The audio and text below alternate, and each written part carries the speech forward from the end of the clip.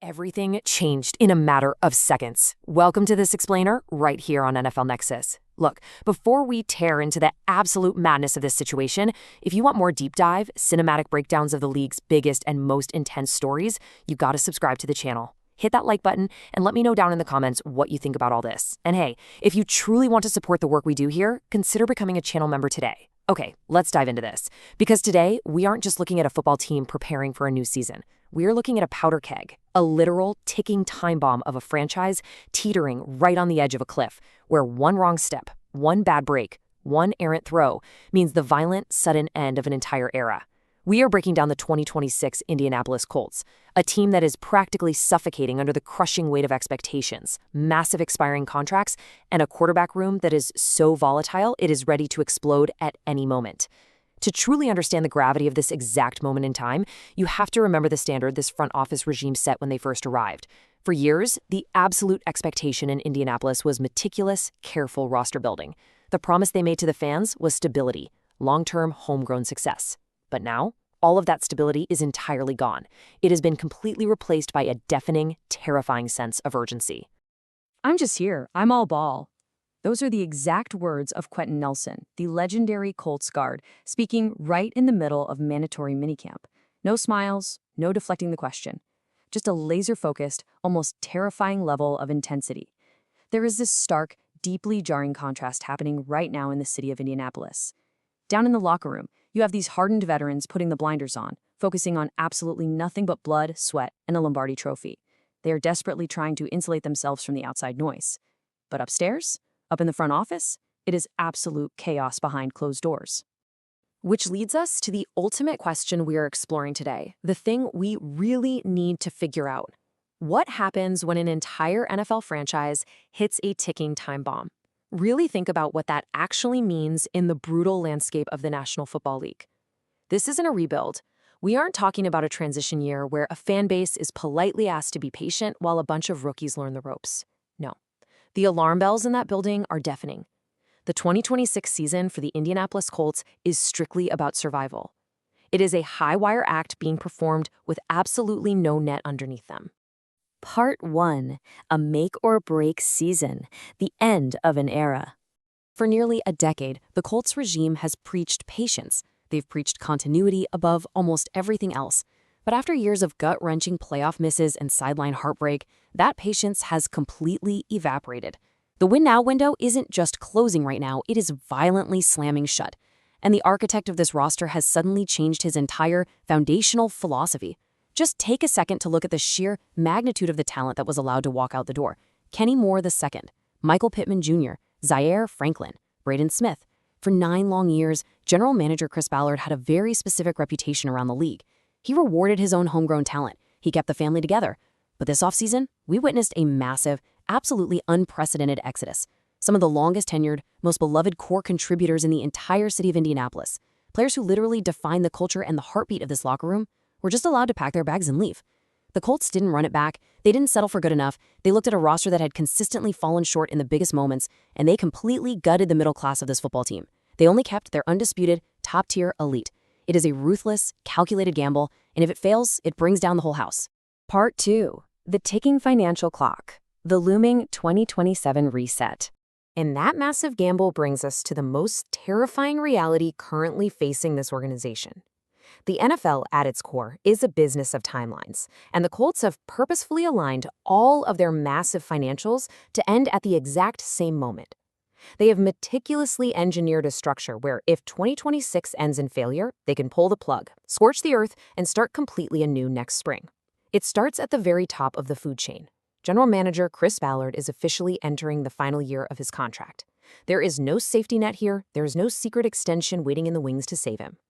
To understand the crushing weight of this, you really have to look back at the tumultuous post-Andrew Luck years. Ballard has navigated an incredible, exhausting roller coaster of quarterbacks trying to fix this team. From Jacoby Brissett to Phillip Rivers, Carson Wentz to Matt Ryan, he has tried desperately to keep this ship afloat. But now, he is officially on the hottest seat imaginable. He has pushed all his chips to the center of the table. If they don't win right now, the 2027 reset won't just be about cutting a few players. It will be a total, merciless front office purge. Let's talk about the immense financial weight actually sitting on the field. $24.2 million. That is Quentin Nelson's cap hit for this upcoming 2026 season. It is a staggering, almost unbelievable reality. That is the fourth highest cap hit among all guards in the entire National Football League. Now, Nelson is 30 years old. He's entering his 9th grueling season in the trenches.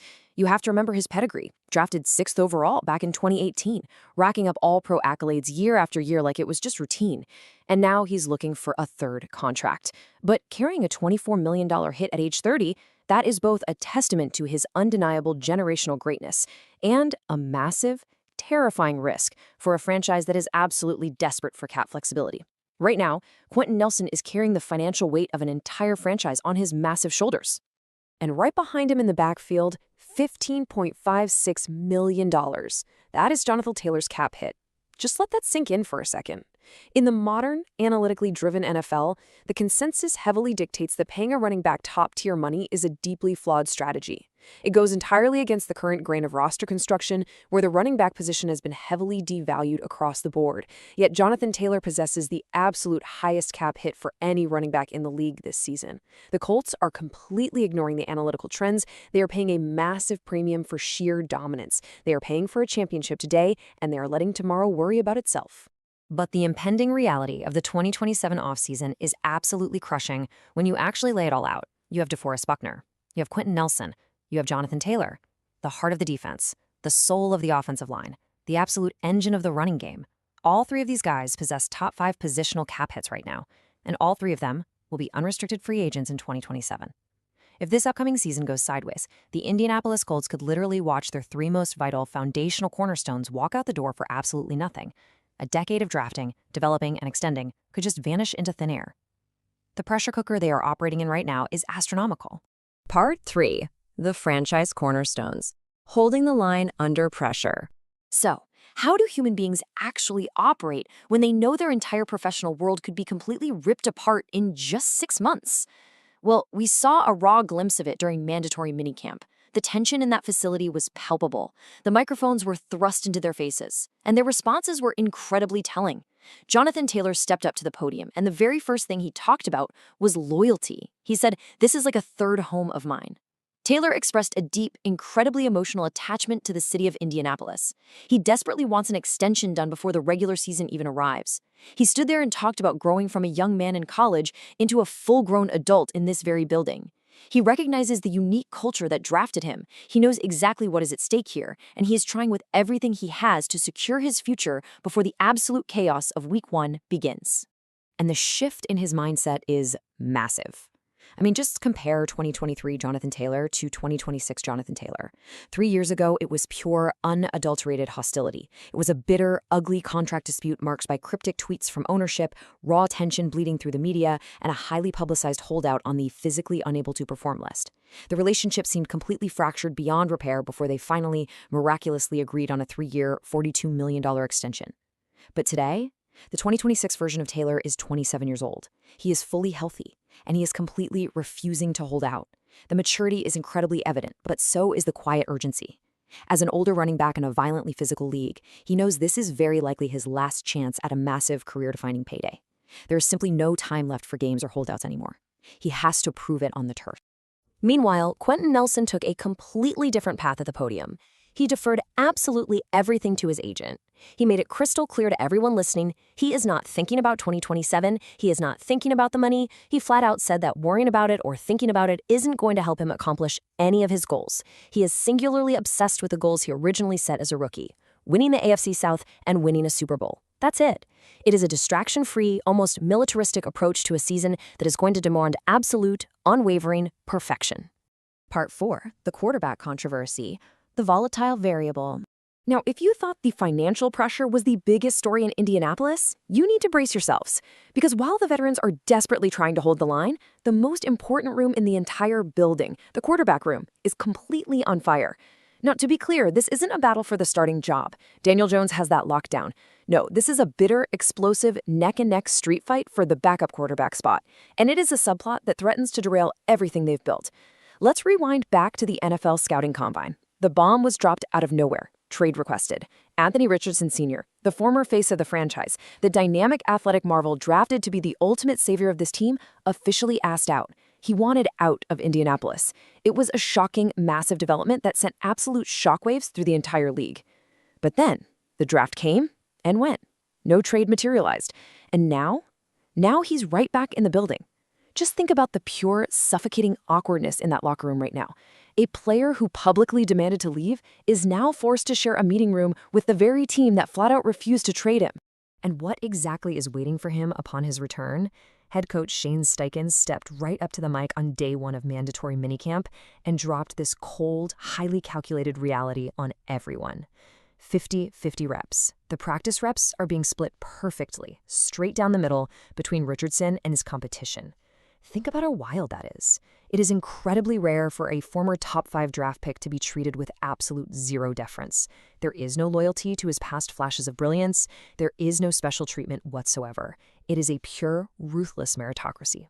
Steichen confirmed it to the media point blank. When he was asked if anyone was separating themselves in the battle, he just said, "Not right now." This is a fierce, unresolved neck-and-neck battle. It is an open wound that is now bleeding directly into the summer months. You have to think about the psychological toll this takes on a 53-man locker room. When the quarterback room is fundamentally divided, when 2 hyper-competitive athletes are forced to share a practice field and literally fight for their professional lives deep into training camp, it creates this underlying tension that affects every single player on the roster. Look at the dynamic here. On one side, you have Anthony Richardson Sr., the disgruntled former prodigy. He is entering the final, desperate year of his rookie deal. He is fighting for his pride, his reputation, and quite frankly, a second chance in the NFL. And on the other side, Riley Leonard, the 2025 6th-round pick, the ultimate underdog. He stepped up absolutely massive last season when his number was called, validating his place in this franchise. He has the playbook mastered, he has multiple years left on an incredibly cheap contract, and he has the sheer, undeniable momentum of youth and unexpected success pushing him forward. Honestly, how did we even get to this unbelievable point? You have to look at the chaotic domino effect from last season. It was absolute madness from start to finish. Step 1. In Week 6, Anthony Richards Sr. suffers a freak, devastating orbital bone injury. His season is derailed in an instant. Step 2. The rookie, Riley Leonard, is violently thrust into the fire, and he doesn't just survive, he actually flashes incredible potential, proving to everyone he belongs in this league. Step 3. The starter, Daniel Jones, goes down with a catastrophic season-ending injury. The sky is literally falling in Indianapolis at this point. And step 4, the ultimate act of front office desperation. The absolute absurdity of the 2025 season peaked when the Colts literally convinced Phillip Rivers to come out of retirement. I mean, they pulled a legend off the couch to try and save the season because at the time, Leonard was also battling a leg injury. That specific chain of tragic, chaotic events is exactly what birthed this current logjam. It created a room with way too much talent, way too much wounded pride, and nowhere near enough reps to go around. And the margins in this ongoing battle, they are razor thin. If we look at the data from day 1 of minicamp, it tells a crazy story. Both quarterbacks went exactly 6 for 7 passing in team drills, identical completion percentages, but it's all about the notable plays. Richardson's only mistake of the day was a standard, run-of-the-mill incompletion. Riley Leonard's one mistake, a pick 6. In a battle this incredibly tight, under a microscope this intense, a pick 6 is deadly.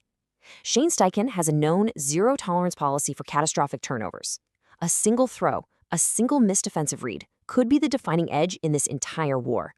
Leonard's one fatal mistake could be exactly the sliver of daylight that Richardson needs to finally reclaim his throne. Part 5.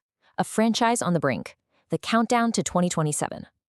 When you take a step back and weave all of these dark narrative threads together, the expiring money, the desperate veterans, the bitter locker room battles, you can actually feel the crushing weight of this 2026 season.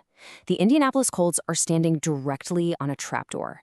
You can feel the raw emotion of a fan base that has watched this team try for years to build a sustainable winner, only to realize now that the entire house of cards is swaying violently in the wind. Just to summarize this intense pressure cooker, you have a general manager fighting for his professional life operating with zero safety net in his final contract year.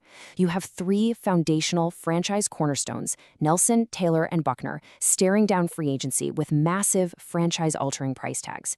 And you have an explosive, entirely unresolved trade request still hovering like a dark cloud over a fierce, unsettled quarterback battle. There is absolutely no safety net for failure here. If they stumble out of the gate in September, this entire era comes crashing down into the dirt. So, I leave you with this. Will 2026 be the year they finally put it all together, block out the noise, and make a legendary championship run? Or are we about to witness the violent, dramatic end of an era in Indianapolis? This story is far from over. Thank you for watching this explainer right here on NFL Nexus. Look, if you want to keep tracking this chaos with us as it unfolds, make sure you subscribe to the channel, hit that like button, and definitely let us know your thoughts down in the comments. And to really support what we do here and keep these deep dives coming, hit that join button and become a channel member today. We'll see you next time.